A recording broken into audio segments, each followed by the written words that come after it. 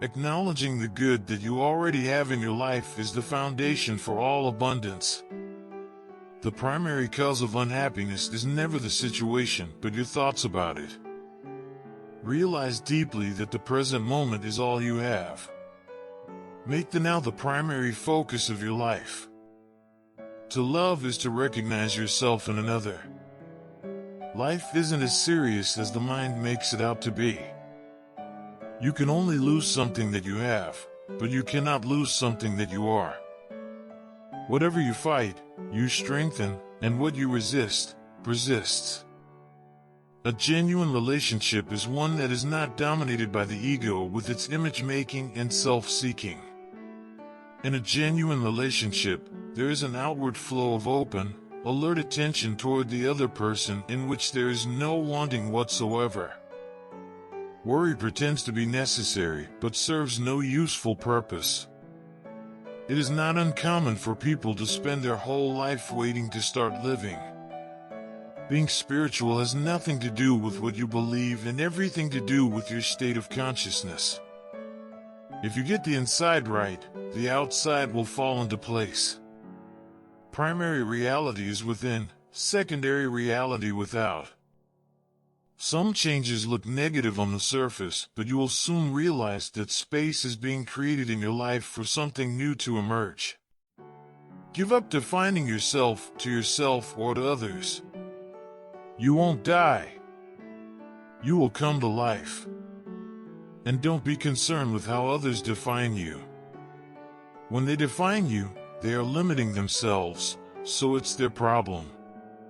Whenever you interact with people, don't be there primarily as a function or a role, but as the field of conscious presence. You can only lose something that you have, but you cannot lose something that you are. Sometimes letting things go is an act of far greater power than defending or hanging on. Any action is often better than no action, especially if you have been stuck in an unhappy situation for a long time. If it is a mistake, at least you learn something, in which case it's no longer a mistake. If you remain stuck, you learn nothing. You find peace not by rearranging the circumstances of your life, but by realizing who you are at the deepest level. Anything that you resent and strongly react to in another is also in you. I have lived with several Zen masters, all of them cats. Time isn't precious at all, because it is an illusion. What you perceive as precious is not time, but the one point that is out of time, the now. That is precious indeed. The more you are focused on time, past and future, the more you miss the now, the most precious thing there is. Is there a difference between happiness and inner peace? Yes. Happiness depends on conditions being perceived as positive, inner peace does not. Pleasure is always derived from something outside you, whereas joy arises from within.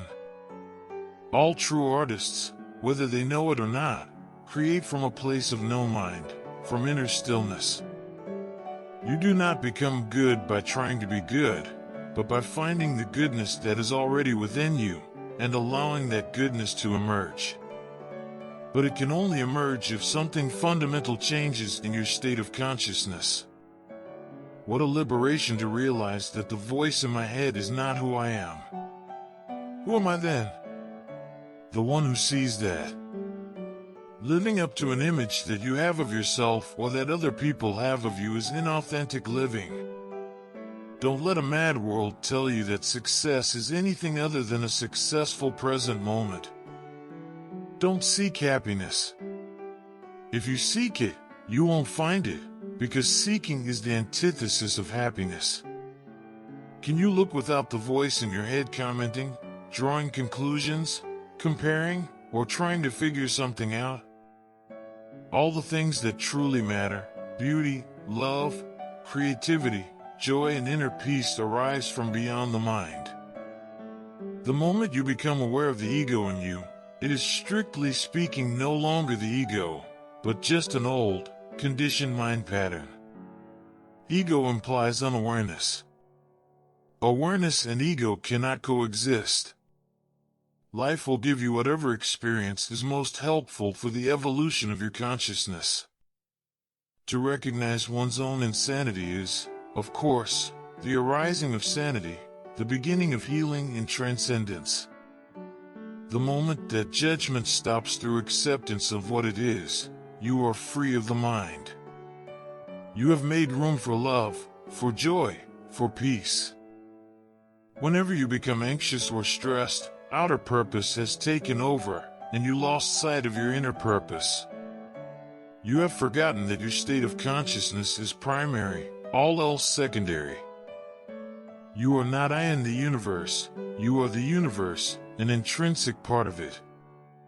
Ultimately, you are not a person, but a focal point where the universe is becoming conscious of itself. What an amazing miracle! Nothing has happened in the past, it happened in the now. Nothing will ever happen in the future, it will happen in the now.